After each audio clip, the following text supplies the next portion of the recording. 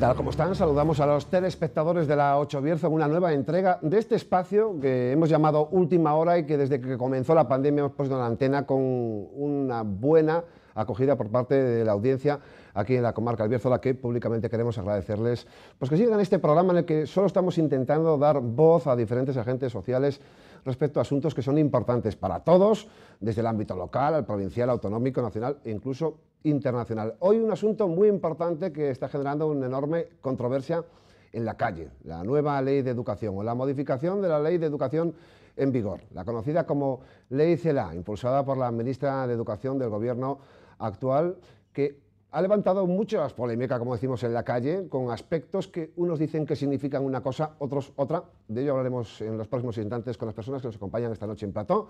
Primero presentamos por deferencia a la directora del Colegio Público Peñalba, Emilia Fernández. Gracias por estar con nosotros. Gracias a vosotros. También a José Antonio Prieto, director del Colegio de Ciudadanos San Ignacio. Gracias. Gracias a vosotros. Y de forma telemática también queremos saludar a Raúl Rodríguez de la Federación de AMPAs, de la comarca del Bierzo, de los padres y madres. Gracias también por participar desde su casa, aquí en directo en la 8 Bierzo. Enseguida vamos con Raúl, ya que no está de forma presencial. Antes, explicarles qué es lo que ha pasado. Hace muy pocos días se aprobaba el primer trámite en el Congreso de los Diputados, en la Cámara Baja, para modificar la Ley Orgánica de Educación y actualizar la existente hasta el momento del año 2013, conocida vulgarmente como Ley Wert, del que era ministro en aquel entonces. Esta es la Ley CELA. Ha conseguido un respaldo mayoritario en el Congreso de los Diputados, aunque tendrá que elevarse con las enmiendas que sean oportunas o aprobables a la Cámara Alta, al Senado, pero esa mayoría absoluta de 177 votos de la Cámara, 148 en contra y cerca de una veintena de abstenciones, no ha conseguido pues lo que es deseable en democracia, lógicamente, ¿no? Pues que el consenso sea muy mayoritario y que, por qué no decirlo, incluya a los dos grandes partidos que han gobernado este país desde la llegada de la democracia. De salir adelante en el Senado, en la Cámara Alta, sería la octava ley orgánica de educación en democracia en solo 40 años. Ha habido incluso más leyes de educación que presidentes del gobierno, algo que en principio no es deseable porque la educación, que es algo troncal para el futuro de una sociedad, debería contar con ese importante consenso. Hemos visto durante las últimas semanas manifestaciones de todo tipo, hemos visto en la calle, en colegios de la comunidad, cómo se mostraban contrarios a las modificaciones que unos dicen que incluye esa ley, que otros aseguran que solo es un discurso partidista y que está garantizado o garantizada la prestación de los servicios educativos prácticamente de forma similar, solamente desde el Gobierno de España dicen que quieren potenciar lo que es primigenio y originario de cualquier democracia, como no puede ser de otra forma, la educación pública, siempre respetando cualquier otra forma de comprender que la educación de los menores se puede llevar a cabo por sus padres o sus tutores. Bueno, es una primera reflexión al respecto con nuestro compañero que está de forma telemática, por darle una deferencia de no poder estar en plató por el COVID-19. Raúl, en principio, ¿te parece oportuno que la ley tenga que salir adelante en principio con un consenso mayoritario de la Cámara, pero no lo deseable de grandes mayorías, fundamentalmente las que aglutinan PSOE y PP? Para nada. Creo que, por lo menos nos parece a nosotros, es un gran fracaso. Es una cosa que yo creo que la comunidad educativa a todos los niveles, en todos los ámbitos, reclama, y sería una ley de educación consensuada con todas las fuerzas políticas, con todos los miembros de esa comunidad educativa, que intente abarcar no solo cosas más superficiales, aunque sean debatibles y muy importantes, pero al final nos quedamos en pequeñas cosas y no en lo que realmente tendría que ser una ley de educación. Para nosotros creemos que no es una cosa suficiente, desde luego. Emilia Fernández, no sé si te parece oportuna una ley que no cuenta con un respaldo suficiente, después de ese problema, esa zancadilla democrática constante de tener hasta 8 normas educativas en democracia, no es nada deseable, ¿no? Pues no, deseable no, es una disfunción evidentemente, y de algún modo pues los políticos deberían dar ejemplo y intentar buscar un consenso. Yo creo que hubo una ocasión en la que sí que es verdad que estuvimos muy cerca de que todos los grupos o todas las fuerzas llegaran a ese acuerdo, pero parece algo casi imposible en este país.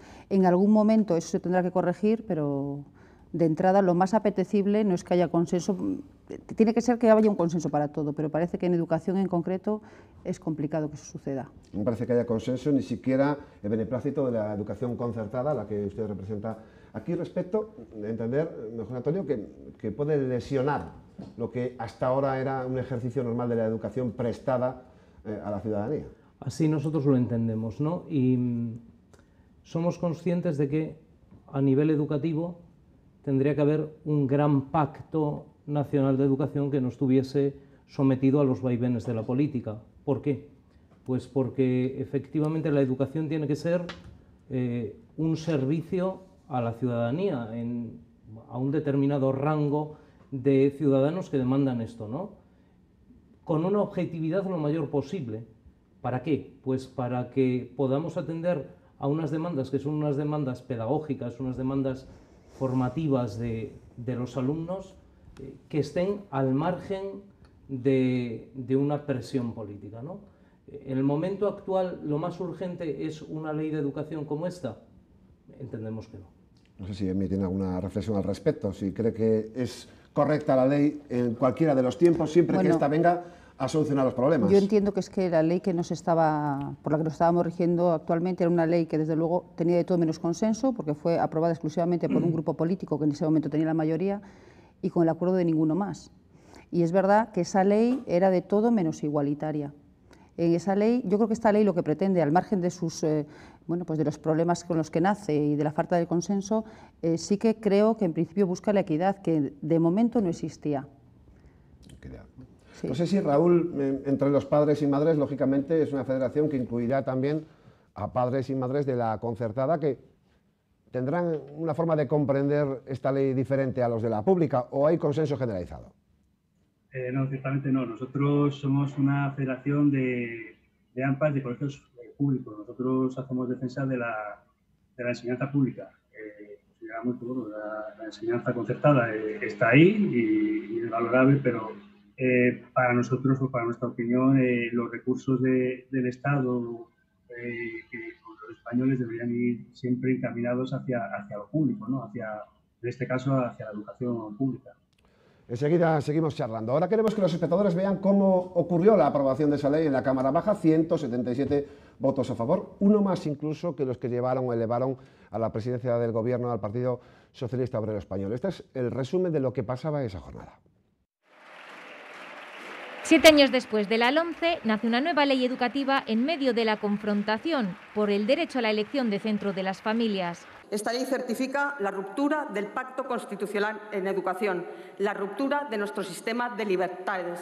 La ley CELA retira el concierto a los centros que separen por sexos y la cesión de suelo público a la escuela concertada. La defensa de estos centros ha sido duramente criticada por el PSOE. Utilizar lamentable y vergonzosamente a los niños, a menores, con lectura de manifiestos. Eso es manipulación. Enfrentamiento también por el castellano, que deja de ser lengua vehicular en los colegios. Los secesionistas se van a ver reforzados y convierte la educación en una fábrica de votos. Con la LOMLOE, la religión no contará para la nota y en clase se tratará la educación afectivo-sexual, con la oposición de Vox. Porque condenan a estas clases sociales a recibir en la escuela una papilla infame. La reforma incluye un cuarto bachillerato más general, solo se podrá repetir 2 veces en la etapa obligatoria y da más autonomía en el desarrollo del currículum a los centros. Es una ley que avanza en equidad, es una ley moderna, porque es ante todo una ley plural. Aunque después de la jornada de hoy a Junts pel Cat no le queda esa sensación. Yo creo que esto es un fracaso un poco de todos. La octava ley educativa de la democracia tampoco ha logrado el ansiado pacto educativo. Han visto qué intensidad en el debate, qué confrontación de formas de entender la educación, de lo que serán los españoles y españolas del futuro, algo, si cabe, de lo más importante para el futuro del Estado español. Bueno, antes de continuar con el debate, queríamos escuchar también qué decía la ministra justo minutos después de esa confrontación pública de los partidos políticos que pudo ver todo el país respecto de la nueva ley. Vean.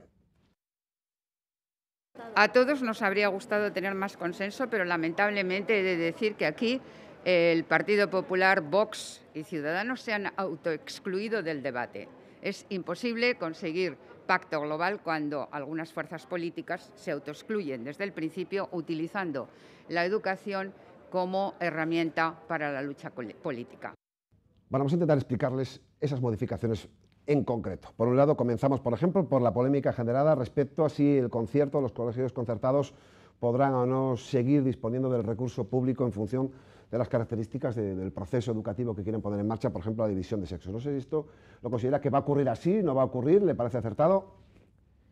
Vamos a ver, yo, antes de seguir adelante con el debate, entiendo que uno de los puntos débiles de esta reforma educativa, que viene siendo, bueno, un paradigma también de las anteriores, es la contraposición entre educación pública, educación concertada, educación privada. O sea, la educación concertada no tiene por qué estar enfrentada con la educación pública, ni ninguna de ellas tiene que estar enfrentada con la educación privada, puesto que es un derecho recogido en la Constitución, la libertad de los padres de elegir la educación de sus hijos. O sea, nosotros, la educación concertada no crece por hacerla contra la pública, ni viceversa. O sea, es un espectro plural que un Estado de Derecho hasta el momento ha podido garantizar y entiendo que debe garantizar. Efectivamente, en las últimas reformas, la educación concertada se ha visto siempre, hablo ahora mismo presupuestariamente, ¿no? Cada día más recortada, teniendo que buscar recursos en otros sitios. De hecho, hay estudios, ¿no?, un montón de ellos, donde dicen lo que un alumno de la concertada cuesta al erario público, lo que un alumno de la pública cuesta. Pero entiendo que nuestro debate no debe avanzar por aquí. No sé cuál es la reflexión, Emi. Pues totalmente en contra de lo que acaba de decir. Vamos a ver, los estudios lo que dicen es que el gasto que ha caído en educación en todos los sectores, tanto en el sector público como en el concertado, lo que ha disminuido en la inversión en centros concertados por alumno equivale a un 1,5%. En un alumno de la enseñanza pública, un 13%. ¿Por qué es más caro un alumno? Vamos a decirlo caro, no me gusta este término, pero bueno, como se ha utilizado, ¿por qué es más caro un puesto educativo público que uno concertado? Pues que probablemente no. Es que la educación pública llega a todas partes, hasta el pueblo más recóndito. No podemos pretender medir cosas que no se pueden medir porque no son iguales. No he visto yo centros concertados, me voy a venir a la provincia, en La Cabrera.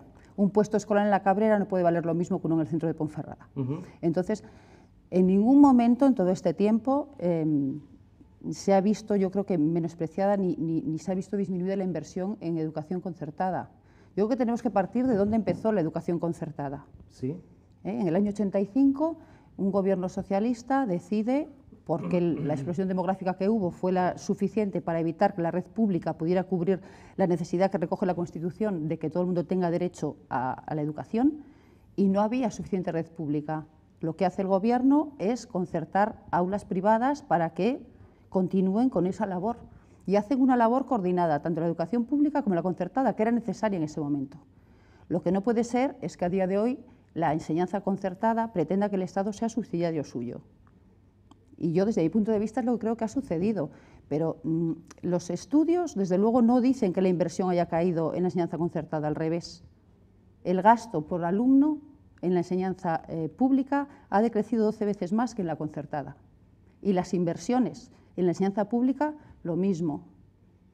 Eso es así, están los datos, son datos del Ministerio, no son datos que nos invente una asociación, que sea de un lado o que sea del otro. En estos últimos 10 años, la enseñanza privada, concertada, ha sumado unos 1.200.000 alumnos, no recuerdo el dato, pero lo voy a mirar. Casi 2 millones. Casi 2 millones.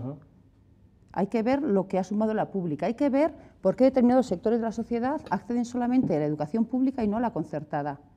¿Por qué solamente 2 de cada 10 familias sin recursos están en la enseñanza concertada y los otros están en la pública? ¿Por qué los inmigrantes, 9 de cada 10, están en la enseñanza pública y no en la concertada?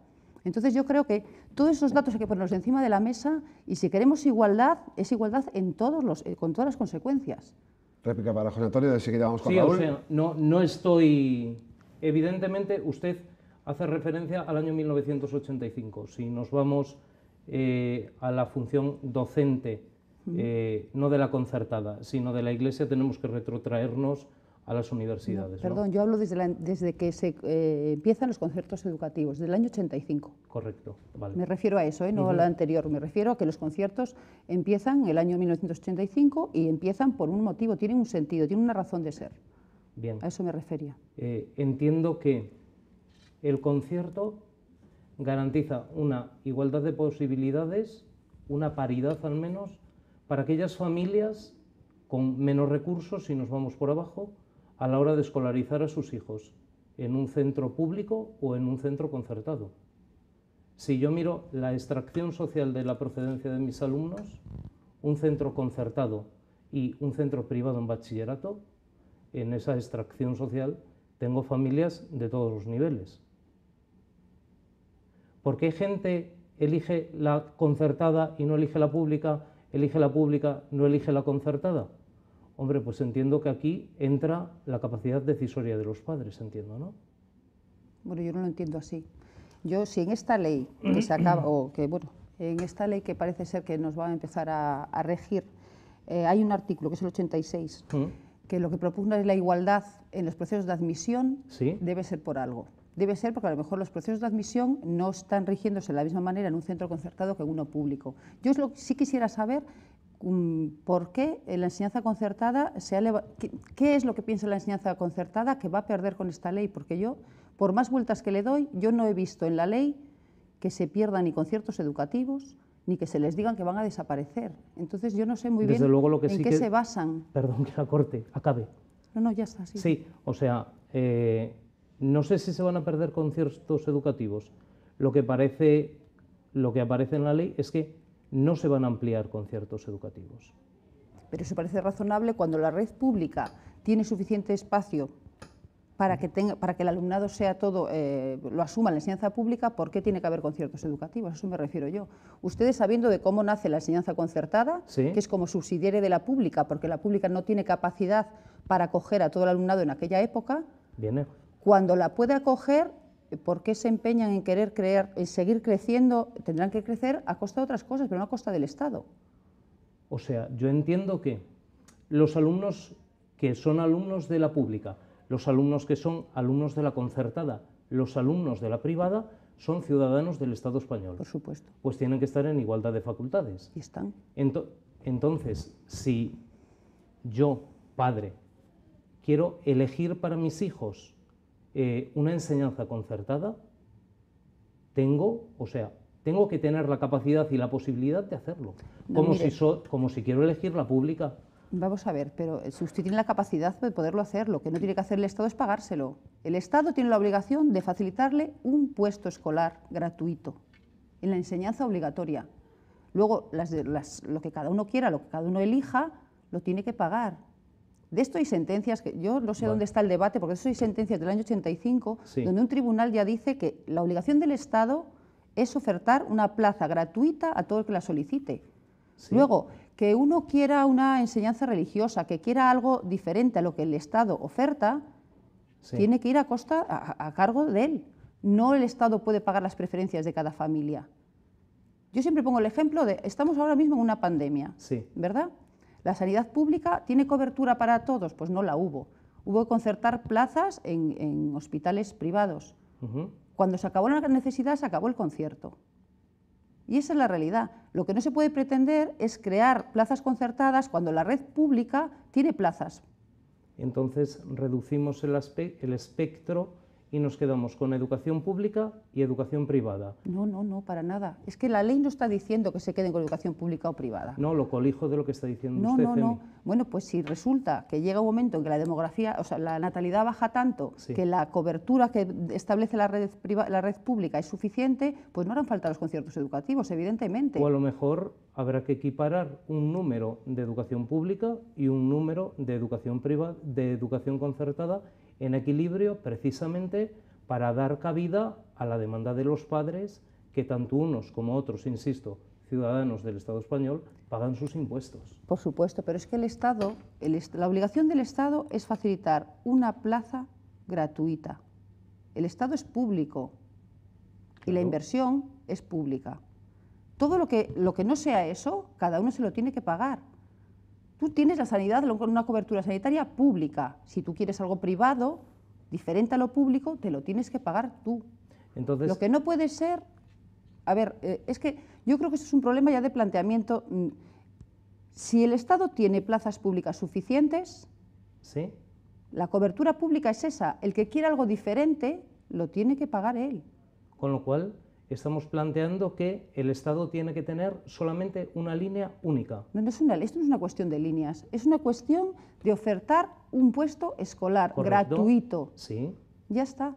Es Bien. así de sencillo. ¿Y si podemos ser plurales? No, es que plurales somos plurales. Dentro de los centros públicos hay tanta pluralidad que hay una asignatura que es la religión. Me da igual católica, evangélica, las religiones que esta comunidad autónoma tiene, incluida la islámica. Sí, pero yo no el centro que lo oferta. Mire si es plural. Y es un centro, y son centros públicos. Pero yo no estoy hablando... Somos tan plurales que aparte del profesorado que accede por oposición a esos centros públicos, hay profesorado que no accede por oposición.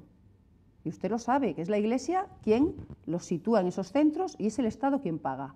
Entonces, más pluralidad que esa yo creo que no se puede pedir. Yo creo que, a ver, que todos tenemos derecho a defender lo que creemos en lo que creemos, pero creo que no es bueno decirle a la gente lo que no es y lo que no va a suceder. Yo no he leído a lo largo de toda la ley que vaya a desaparecer el concierto educativo, en ningún caso. Lo que está diciendo es que no se va a dejar que se creen más plazas concertadas cuando la red pública tiene espacio para el alumnado. Eso es lo que está diciendo. Bien, pues entonces, según esto, yo no he querido hacer, aunque venga así vestido, referencia a la eclesialidad cada uno viene como lo que es. Yo vengo de verde. Fenomenal, color esperanza, tan bonito. Y escuela pública también. Sí, y privada, y concertada. Bueno, claro. De todo hay. Hay colores para todos, sí. Pues sí. No nos quedemos en un reduccionismo. No, para nada. Última reflexión, José Antonio, y damos el paso a Raúl, que estaba esperándonos. Sí, o sea, lo que pretendo decir es que yo no he hecho referencia a la eclesialidad de la educación concertada. No, hay de todo, evidentemente. Porque en la gama de educación concertada y privada tenemos de todo. Sí. Efectivamente, soy consciente de la educación religiosa en el currículo de los centros públicos. Claro. Yo he sido profesor de un CRA, ¿vale?, durante 5 años, o sea, tengo conocimiento de esto y en mi formación, efectivamente del siglo pasado, ha habido pública, concertada y privada, o sea, hablo de un espectro amplio con conocimiento de causa. Yo lo que estoy diciendo es que en un Estado de Derecho avalado por una Constitución, que es la que tenemos, un Estado de un país progresista tendría que facilitar una pluralidad, al menos en los parámetros que hemos conocido hasta el momento presente. Precisamente porque hay una pluralidad de pareceres y porque me parece que es un retroceso una escuela única. Enseguida le damos la voz a Emigrantes, pasamos por Raúl para que nos explique cómo está viviendo, bueno, como padre y como representante de padres y madres que tienen escolarizados lógicamente a sus hijos, este intenso debate entre público, privado, concertado. Tiene que concluir lo concertado, tiene que mantenerse por la libertad y la pluralidad de cada ciudadano, tiene que derivarse, si no hay necesidad poblacional, solamente a lo público. ¿Cuál es la postura que tenéis desde la Federación? Vamos a ver, nosotros creemos que, como comentaba la compañera, la escuela concertada nació como complemento para, pues eso, de los años 80, hubo aquel baby boom famoso y las plazas públicas no llegaban, con lo cual, para complementar a la educación pública, se creó esa escuela concertada. Posteriormente, por la LOE, esa escuela pasó de ser complementaria a subsidiaria. A mí personalmente, a nosotros, lo que nos preocupa es que por meter o por inyectar dinero público en la escuela concertada, como puede pasar en Ponferrada, tengamos que haber cerrado el año pasado un colegio público cuando tenemos colegios concertados que tienen todas las plazas cubiertas. Ese dinero público, por nuestra parte, consideramos que podría haberse destinado a poblar de niños ese colegio, hablo de Luis del Olmo, que se cerró el año pasado. Es decir, no vemos ya esa necesidad complementaria que había en los años 80. Yo, por lo que entiendo de la ley lo que dice es que no se puede obligar a un niño que no elige, sino que le toca ir a un colegio concertado, que no se le impongan pagos a esa familia.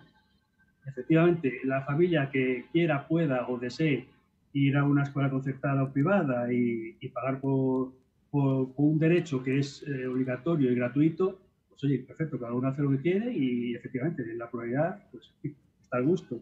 Pero yo creo que la ley lo que dice es que no se puede obligar a una familia que no ha elegido voluntariamente ir a un colegio concertado y que se le impongan unas cuotas que se suelen, por lo menos en la parte obligatoria de la enseñanza.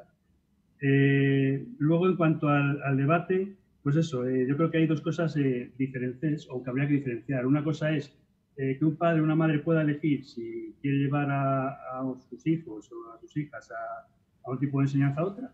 Por supuesto, cada uno es libre de elegirlo, siempre y cuando no se le imponga. Y otra cosa es la inversión pública. Es decir, si tú decides hacer una empresa, en este caso un colegio concertado, tú no puedes depender de papá Estado. O sea, tú lo que no puedes recibir es subvenciones del Estado por una cosa que luego tú consideras que tiene que ser independiente. Porque para eso ya tienes una escuela pública. Saltado un poco, pasa un poco con la sanidad y con las mutuas y nuestra sanidad. ¿Para qué invertimos en empresa privada si podemos fortalecer nuestro sistema educativo, sanitario o demás? Yo creo que eso es un error que con esto entiendo que se intenta subsanar. Gracias, Raúl. Te despedimos porque tenemos otra conexión enseguida también para darle más voces en este programa. Muchísimas gracias por estar esta jornada con nosotros. Gracias a vosotros por darnos voz. Chao. Volvemos, el debate era intenso entre la concertada y la pública. El derecho, la libertad del ciudadano a elegir el tipo de educación que quiere, la prevalencia lógica del Estado en lo público respecto al concierto. Estabais en un toma y daca muy interesante al respecto, que era el momento de exponer su versión. Emilia Fernández. Bueno, pues yo creo que es que la Constitución no dice directamente que los padres puedan elegir, que el derecho a la selección es un derecho a la educación y un derecho a la libertad de enseñanza, pero eso no se puede equiparar con el derecho a la selección de centro educativo. En ningún momento dice eso la Constitución. En ningún momento. Es que el artículo de la Constitución es clarísimo. ¿Qué dice? Pues mira, el artículo, ¿quieres que te lo lea íntegro, no? Vamos a ver, es que lo mejor de todo esto, yo no sé si no tenemos todos la misma comprensión lectora. No, es posible, es posible. No, te lo digo de verdad, o sea, la selección, mira, el artículo 27 de la Constitución dice, todos tienen el derecho a la educación. Correcto. Se reconoce la libertad de enseñanza, no la libertad de selección de centro, la libertad de enseñanza, que entendemos todos que se refiere a la libertad de cátedra, ¿verdad que sí? La educación tendrá por objeto el pleno desarrollo de la personalidad humana en el respeto a los principios democráticos de convivencia y los derechos y libertades fundamentales. Los poderes públicos garantizarán el derecho que asista a los padres para que sus hijos reciban la formación religiosa y moral que esté de acuerdo con sus propias convicciones. Correcto. La enseñanza básica es obligatoria y gratuita. Sí. Y por último, los poderes públicos garantizan el derecho de todos a la educación mediante una programación general de la enseñanza con participación efectiva de todos los sectores afectados y la creación de centros docentes. No dice que un padre tenga derecho a seleccionar qué centro. Esto no va de selección de centro, esto va de que todo el mundo tenga una plaza gratuita en la enseñanza obligatoria. José Antonio, y pueda elegir el modelo educativo para sus hijos. Si tú eliges un modelo diferente, lo tienes que pagar. Es que es lo mismo en la sanidad. Lo que no podemos pretender es que las preferencias de cada uno las pague papá Estado. Mire. Papá Estado nos da unas herramientas. La selección de cada uno va a costa de su bolsillo. Antonio. Bien. Aquí distingo algunas cosas. En primer lugar, el Estado tiene que garantizar la educación, ¿verdad? Por supuesto. Vale. Antes del año 85, el Estado garantizaba la educación y antes del 85, la Iglesia garantizaba la educación. En el año 85 se entra en este modelo, ¿de acuerdo? Siguiente. Un ciudadano que es usuario de la educación pública paga sus impuestos, ¿no? Por supuesto, claro. Uno de la concertada también paga sus impuestos. Uno de la privada también, ¿vale? Entonces, si la única línea es la educación pública, todos los usuarios del Estado español aportarán para la educación pública. Pero si ellos hacen una opción legítima de elegir otro modelo educativo avalado, es que, o sea, la concertada y la privada no es un transfugismo, ¿eh? No, nadie está diciendo que sea un transfugismo. No, pero en el contexto se colige algo semejante, no, o sea... Yo creo que aquí, mira, aquí yo por la parte que me toca, yo no estoy cuestionando un modelo de enseñanza. Yo creo evidentemente en la educación pública, por eso me dedico a ella. Porque si no, me habría ido a un colegio concertado. Y estoy en uno público y me aprobé una posición pública para poder estar ahí. Aquí lo que se debate es la financiación. No se está debatiendo otra cosa.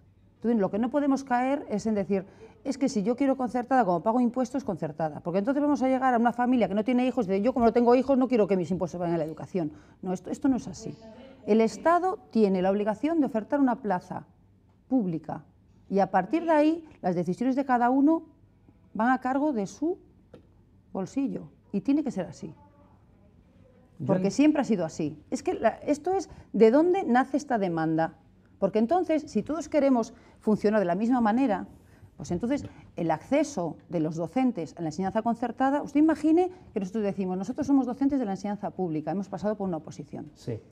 En nuestros centros públicos hay profesorado que no ha pasado por ninguna oposición, ¿verdad? Porque estamos de acuerdo en que eso es así. ¿Pasa eso en los colegios concertados? No. ¿Quién contrata al personal de los colegios concertados? ¿Y quién les paga la nómina? La nómina es un pago derogado a través de la administración pública, ¿verdad que sí? ¿Verdad que sí? Sí. ¿Y los docentes que forman parte de la escuela concertada, de dónde salen? Pues ¿De un concurso oposición o los contrata la propia empresa para la que trabajan? Exactamente.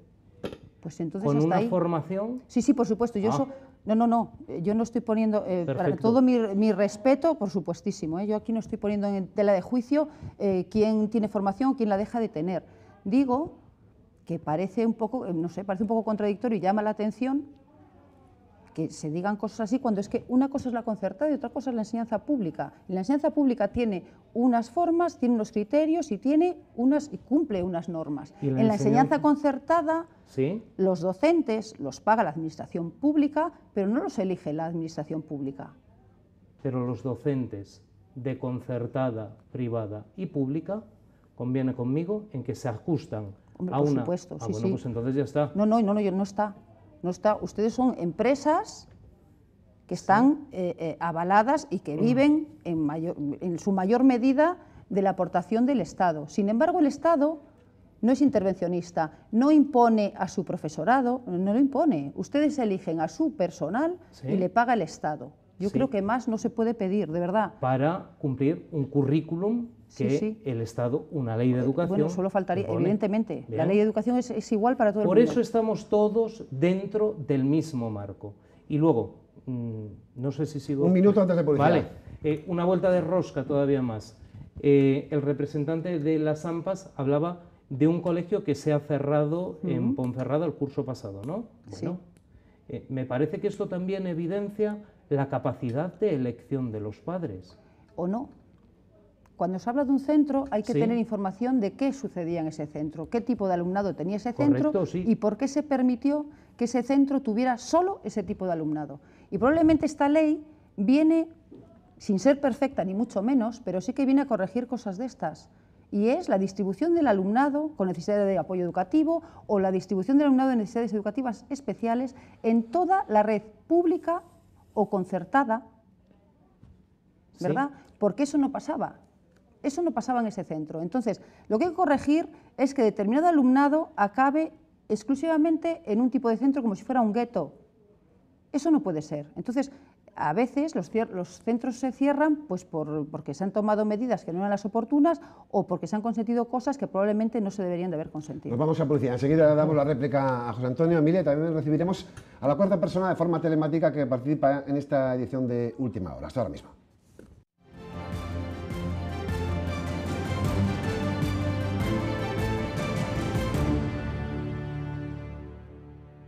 Bueno, seguimos con el Última Hora dedicado en exclusiva a esa polémica que ha generado en varios millones de habitantes en España, porque ha habido muchas manifestaciones en el país con la nueva ley CELA, la que debe sustituir o adaptar la que estaba en vigor desde el año 2013, conocida como la ley Wert. Como decíamos, se aprobó en el Congreso de los Diputados, 177 votos, tiene que pasar todavía por la Cámara Alta, pero hay muchos partidos políticos que entienden que no es una ley beneficiosa para el sistema educativo de nuestro país, que incluso han querido salir a la calle, además de no apoyarla en el Congreso de los Diputados. Manifestaciones que estuvimos viendo en hasta una treintena de ciudades de todo el país al respecto de esta nueva ley, en la que queremos abordar en esta segunda parte con más actores de la actualidad de la comarca, bueno, pues las versiones que se tienen al respecto. Saludamos, por tanto, a una nueva persona que participa, además de con Emilia Esteban y José Antonio Prieto, de forma telemática. Queremos agradecer su presencia también en esta jornada a Marga Simón del sindicato CESIF del área específica de educación. ¿Cómo estamos? Hola, buenas tardes a todos. Bueno, bien, aquí estamos. Una diferencia primera, antes de continuar con el debate intenso que tienen en plató al respecto, muy brevemente si puede ser, a favor o en contra de esta nueva modificación de la Ley Orgánica de Educación. Bueno, en principio, CESIF piensa que, y yo, bueno, como representante pensamos que todas las leyes tienen sus claros y sus oscuros, sus partes positivas y sus partes negativas. Por lo tanto, hay una serie de puntos que nos gustan y nos convencen y hay otros con los que no estamos en nada de acuerdo. Por lo tanto, ni a favor ni en contra. Brevemente, ¿qué puntos son los que más se opone el sindicato? Brevemente. Bueno, ¿puntos a favor o en contra? En contra de esta ley, que no nos parece oportuna la ley. Bueno, desde luego, el punto por el que deberíamos de empezar es que no es una ley consensuada ni negociada. Es quizá de todas las que llevamos hasta ahora, que no son pocas, en las que menos se ha tenido en cuenta a la comunidad educativa y a los sindicatos representativos de la mesa sectorial de educación. Por otra parte, es una ley que no es homogénea y es una modificación de la modificación de la modificación. Por lo tanto, no es, digamos, un corta-pega, me quedo con esto, ahora esto lo cambio. Nosotros abogábamos por una ley nueva, con una estructura, un hilo conductor y basado pues, con unos principios de rigor. Y esta ley no lo tiene, insisto, va siendo la modificación de la anterior modificaba a la anterior y así sucesivamente. Ese es digamos, el punto de partida. No, el más importante no, pero el punto de partida que hay que dejar bien claro, que es una ley que el partido que gobierna este país pues ha sacado de forma prácticamente unilateral. Por otra parte, no nos gustan muchas cosas. No nos gusta que el bachillerato siga siendo de 2 años cuando sí llevamos años reivindicando que los bachilleratos deben de cursarse 3 años y no debemos de confundir que la ley dice que el bachillerato serán 2 cursos que se podrán cursar en 3 años. No, nuestra reivindicación es que el bachillerato, en vez de ser primero y segundo de bachillerato, deberían de ser 3 años. Entonces es una reivindicación histórica que esta ley no recoge. Por lo tanto, no nos gusta. Otra cosa con la que estamos en total desacuerdo es la promoción automática. Nosotros somos un sindicato que siempre abogamos por la cultura del esfuerzo y volvemos otra vez a lo que ya conocimos con leyes anteriores de una promoción automática. Yo titulo con asignaturas suspensas y sobre todo la promoción, la titulación en bachillerato con asignaturas suspensas. Eso no nos parece, ni de recibo. Otra cosa que no estamos nada de acuerdo es que llevamos reivindicando una PAU, una prueba de acceso a la universidad que sea homogénea para todo el territorio español, pues tampoco lo contempla. Y digamos que en todo el devenir del articulado de la ley se tiende cada vez más a las comunidades autónomas. No se tiende a hacer una ley que sea homogénea. Bien, es cierto que las comunidades autónomas tienen transferidas las competencias de educación, pero si es una ley orgánica, o sea, por esa ley orgánica debemos de regirnos todos. Y cada vez, pues digamos que es una forma de echar balones y que cada comunidad vaya haciendo buenamente lo que pueda. Enseguida tenemos la palabra de nuevo, Marga. Vamos de nuevo a plató para avanzar. Enseguida te argumentas más. Por eso te decía que ¿sí? Es que hay muchos en contra, también hay bastantes a favor, pero claro, me puedo extender hasta... Enseguida te damos de nuevo la palabra, Marga. Queremos concretar, si pueden, por favor, en plató, José Antonio, Emilia, porque hay muchos aspectos de la ley, al menos los que comúnmente conoce el ciudadano, que queremos que abordéis, si puede ser, con explicaciones breves, ¿no? Por un lado, la vehicularidad del castellano en todo el territorio nacional. Parece que puede estar lesionada en esta nueva ley. ¿Cuál sería la postura que mantendría José Antonio? Hombre, pues entiendo que estoy a favor de que el castellano sea la lengua, el español sea la lengua vehicular del territorio, ¿no? Efectivamente que hay otras lenguas es una riqueza, ¿vale? Pero me parece que en el contexto global en el que tiene que situarse la educación, ¿no?, todo lo que sea integrar, progresar sobre una base común y desde luego nunca con un cierre hacia uno mismo, sino precisamente cogiendo la esencia de la educación, que es el aperturismo, me parece fenomenal.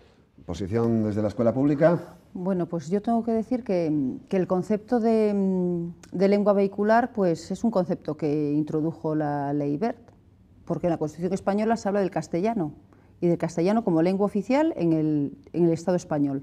Por lo tanto, eso de vehicular lo vamos a dejar en la ley Wert, y yo lo que entiendo en esta ley, fíjate, al revés de lo que parece que entiende la gente que sale a protestar a la calle, es lo que se garantiza que todo alumno del territorio español, estudie donde estudie, la comunidad que sea, tenga lengua oficial su comunidad o no la tenga, es que tiene que terminar su educación obligatoria conociendo perfectamente el castellano al margen de su lengua oficial. Por lo tanto, esa polémica generada, yo entiendo que también de forma un poco probablemente ventajista, no la entiendo. En ningún momento en la ley ni en la Constitución se habla de lengua vehicular. Es que la Constitución no recoge el término lengua vehicular, recoge el castellano como lengua oficial. Lo mismo que asegura esta ley, que el castellano sea conocido perfectamente, hablado y leído por todo el alumnado al terminar la enseñanza obligatoria. Vamos con otro aspecto, la religión y su posibilidad de no ser una asignatura cuestionable o valorable por nota, por ejemplo, para procesos universitarios o accesibilidad a becas. No sé qué pueden decir desde el Colegio de Cristianos San Ignacio. O sea, antes de abordar este tema, me gustaría hacer una referencia a lo que Marga ha dicho. O sea, yo creo que Marga ha empistado o le ha dado un giro bastante bueno a este diálogo, a este debate, ¿no?, que habla de la centralidad y la viabilidad del sistema educativo. O sea, aquí nos estamos centrando en una ley, pero yo creo que aquí tendríamos que mirar a ver si el sistema educativo que nosotros tenemos entre manos, el que viene la ley a ser, como ella muy bien decía, reforma de la reforma, de la reforma, de la reforma, responde a una formación integral del alumnado español en vistas a un lanzamiento de un universo que se llama global, posmoderno. O sea, yo creo que la pregunta es, ¿estamos preparando a nuestros alumnos para el mundo que nos toca vivir, para responder a los desafíos del mundo moderno? Es decir, ¿el sistema educativo que tenemos sirve o ha quedado obsoleto? Ahora voy al tema de la religión, también algo polémico para muchos. El tema de la religión, que ustedes decían, entendemos que la educación religiosa en la escuela es un derecho y ha de ser garantizada, ¿vale? No solamente en la concertada, sino en la pública. Y efectivamente, si aquí hay unos docentes con una formación y la asignatura tiene que tener una carga, la asignatura tiene que ser computable para no estar discriminada respecto al resto de materias del currículum. Versión de bueno, Fernández. Pues mi versión es opuesta. Evidentemente, la religión, así está recogida en la ley, es de obligatoria oferta, pero de libre elección. Esto ya estaba superado en la anterior ley. El Wert volvió a introducir la religión como una asignatura computable, pero en ningún caso aquí se está poniendo encima de la mesa que la religión deje de darse en los centros, para nada. La religión tiene que ser de obligatoria oferta y luego la demanda, pues cada uno en función de sus convicciones. Pero yo entiendo que el condicionamiento moral y el condicionamiento religioso de cada uno no tiene por qué suponer que te den una beca o que puedas acceder a una universidad o a otra, o una carrera a otra. Yo creo que los condicionamientos cada uno los tiene que dejar en su casa, y entiendo que si uno quiere formación religiosa en un centro lo va a tener porque es obligado. Y creo que con eso es suficiente. Yo lo que no entiendo es que el que uno decida tener una formación religiosa en un centro me obliga a mí a tener otra asignatura. Yo creo que es muy generoso el Estado, siendo un Estado aconfesional, teniendo una formación religiosa y que esté obligado a ofertarla. Entonces aquí no se discute si se va a dar religión o no, por supuesto que se va a dar la religión. Lo que deja es de computar, como ya computó en la ley anterior a la ley Wert. José Antonio, réplica al respecto de lo que acabas de escuchar. Pues si tenemos una materia en el currículo, en el currículo educativo, esa materia tiene que estar en igualdad de condiciones que otras materias.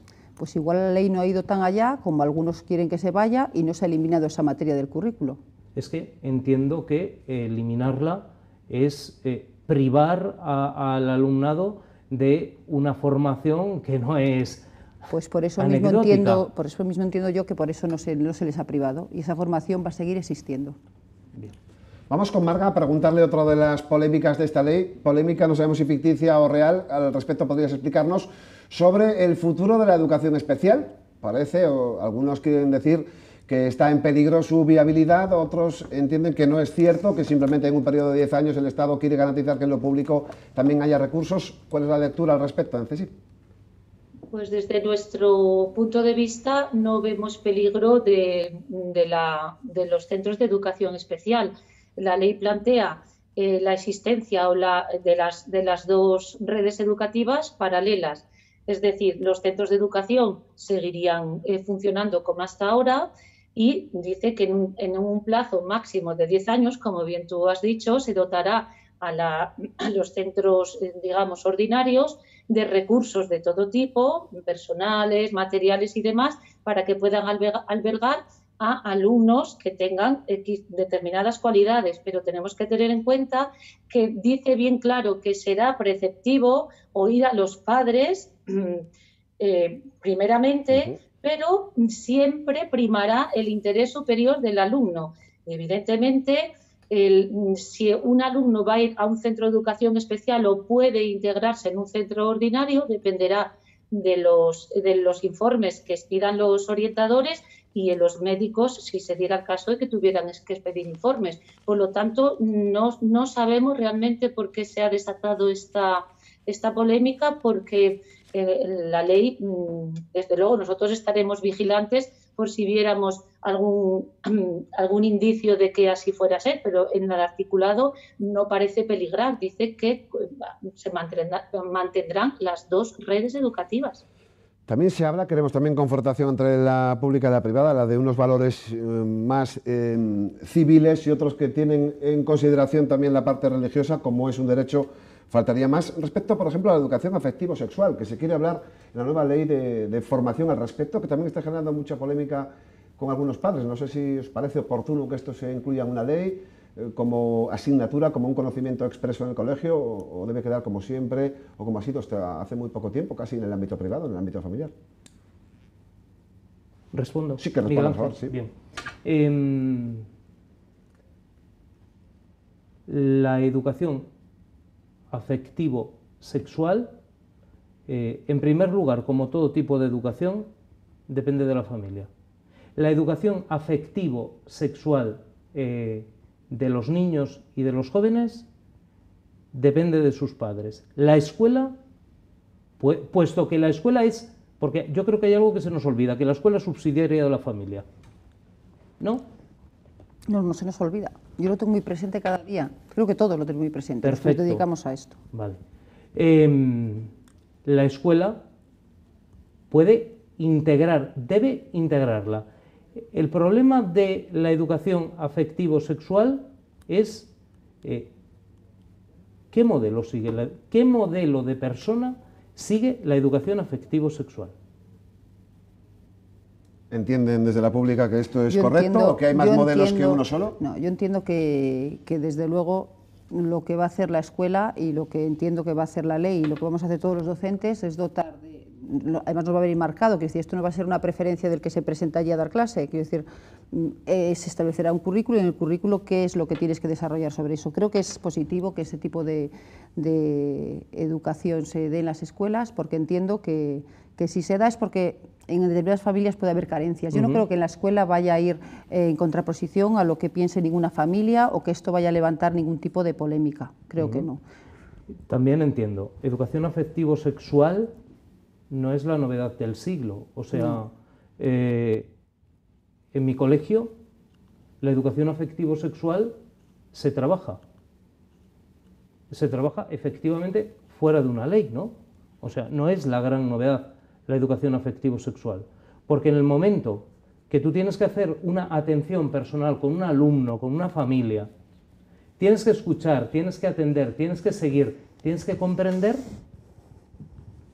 aquí tiene que haber afecto ¿no? Y la sexualidad es más que la genitalidad. O sea, yo creo que en este sentido... Yo creo que es otro debate que es hueco. Me parece que vuelve a ser otra cosa, igual que lo decía Vargas, la educación especial. A mí, yo quiero, si me permites, hacer hincapié en eso. No entiendo por qué ha salido a la calle este problema con las escuelas o con los colegios de educación especial. Lo único que se está garantizando aquí es que aquel alumnado que tenga posibilidad de integrarse en un colegio ordinario le den la posibilidad de hacerlo.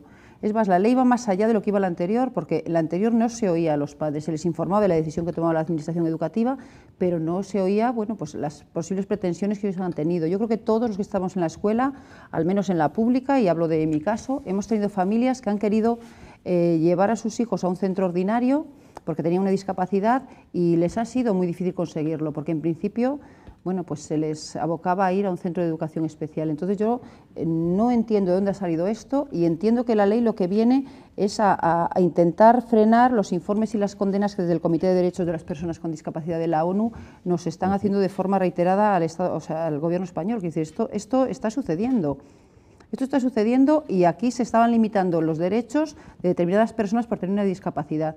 Entonces, yo sí que me gustaría, todo el que sale a protestar por cosas que de verdad que no figuran en la ley, hay cosas que me parece que son muy sensibles, que son una falta de respeto para determinado alumnado y para determinadas familias. Se nos está acabando el tiempo. 30 segundos para Marga de última reflexión al respecto de esta nueva ley, que tiene muchísimos otros aspectos que no caben todos en un programa. No sé si tienes alguna reflexión que te haya quedado en el tintero sobre la nueva ley y sobre las consecuencias que puede tener.